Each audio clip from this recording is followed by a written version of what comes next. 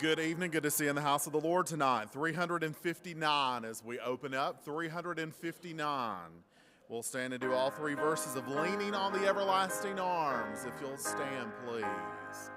What a fellowship, what a joy divine, leaning on the everlasting arms.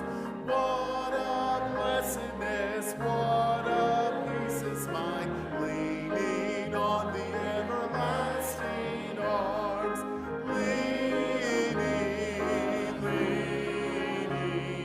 safe and secure from all alarms.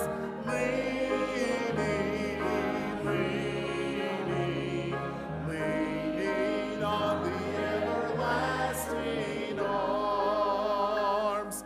Oh, how sweet to walk in this pilgrim way, leaning on the everlasting arms. Oh, how bright the path grows from day to day, leaning on the everlasting arms. Leaning, safe and secure from all alarms.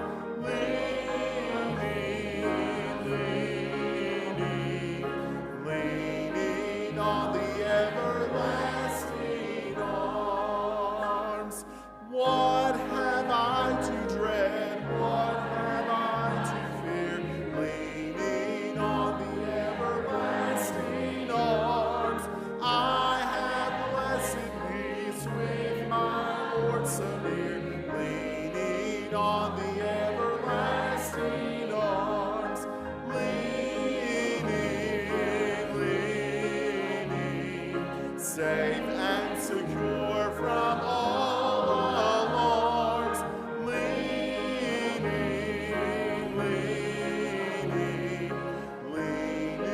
on the everlasting arms. Brother Tommy, would you open us in prayer, please, sir?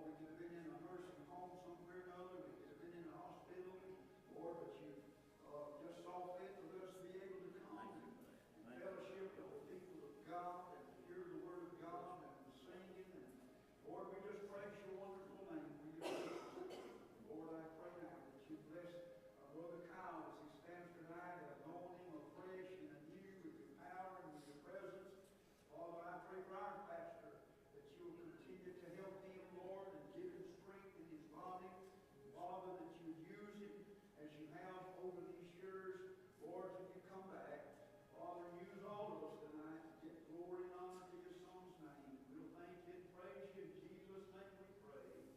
Amen. 165. 165. All three verses of Kneel at the Cross. 165.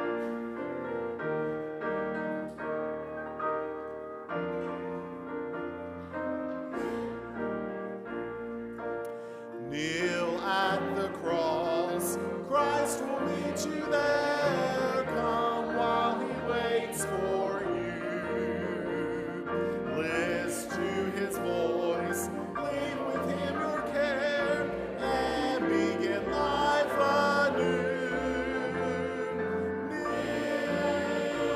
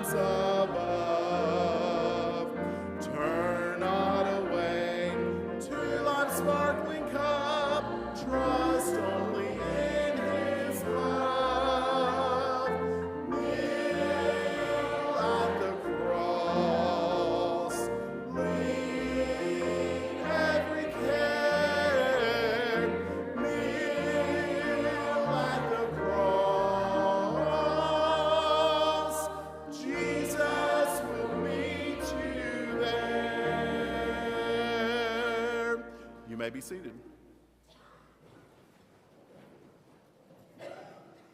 Well, good evening to you all. Good to see you in the house of the Lord tonight. Good to have visitors with us and a good blessed day we've had. Appreciate the rain. A little break from the rain. Look like we're going to get another tomorrow. I appreciate that. Wash some of this pollen out. Well, Brother Kyle is sick, so he's not going to be preaching tonight. Brother Tommy prayed for him. He needed a prayer. But Tristan's going to be preaching tonight. He's next on the list. And so he'll be preaching for us here in just a little bit, so you pray for him. Got a couple announcements. Let me remind you now, if we could get a few more waters, it would be good for our Vacation Bible School effort at the Azalea Festival in Pickens. Be handing out cold water and packets announcing our Vacation Bible School.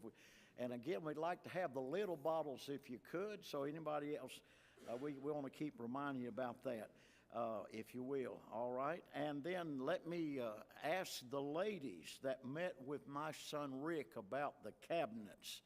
I need to meet with you over in the old choir loft along with our deacons that are here for just a few moments about some final thoughts about the cabinets.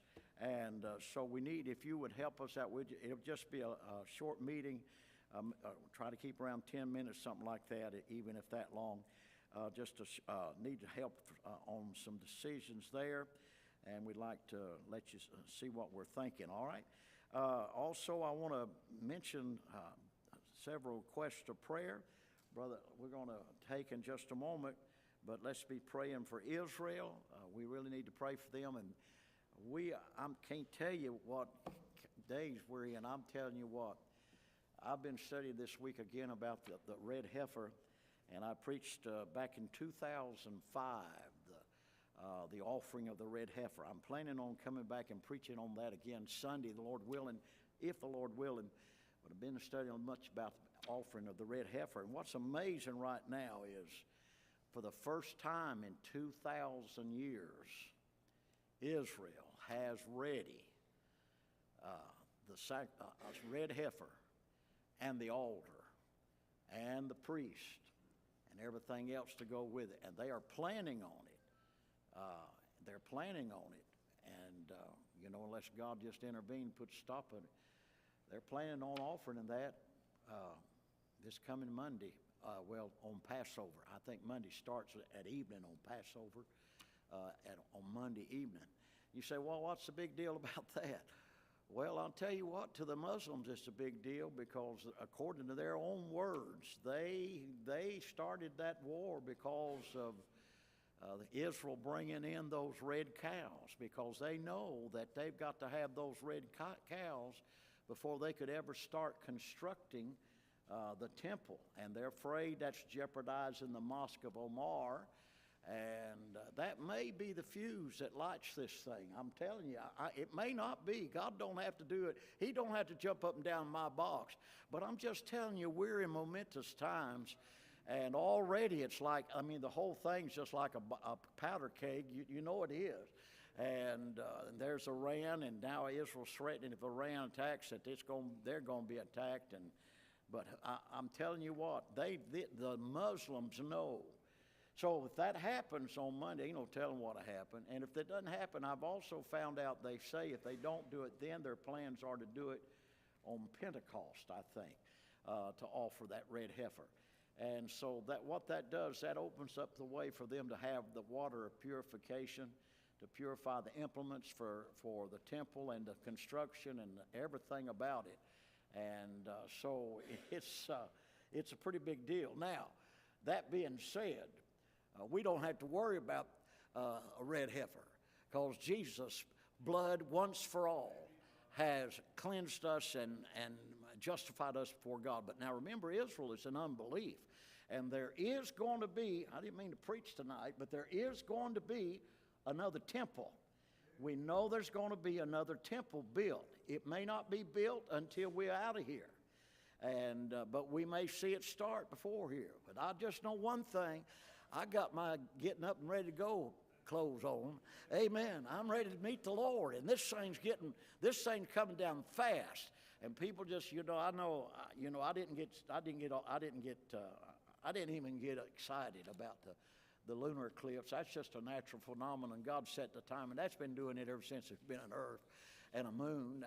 That didn't bother me, because, hey, it really didn't. But I'm telling you, this thing going on with Israel and this offering of the red heifer and what the Muslims are saying about it, as well as the Jewish rabbis and all of the stuff, they've got that thing worked out. They've got it already. I mean, it is in the works.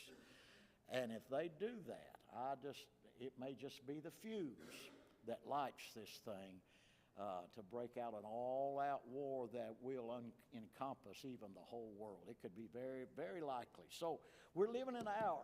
You say, Brother Rudy, you upset about it? No, I'm ready to meet the Lord. I know one thing. Before the old Antichrist is ever revealed as being the Antichrist, we're going to be out of here. I believe that with all my heart. But I wanted to ask y'all to pray for Israel. God had helped them, and Lord knows what needs to be done. Pray for our nation. We're in a mess. We need help in our nation. It's so wicked and ungodly, and our own government now, our own Biden's